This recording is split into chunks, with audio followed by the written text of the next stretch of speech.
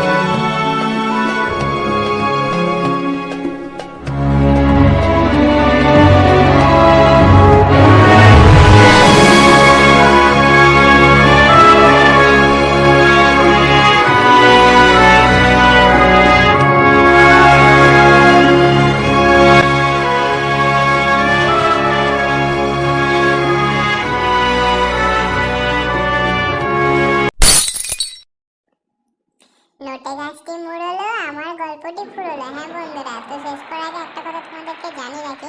তোমরা কি জানো, এটা কোনো রাজবাড়ি না, এটা পূর্বে রাজবাড়ি ছিল, কিন্তু পরবর্তীকালে এটা একটি খুব ফেমাস কলেজ হয়েছে।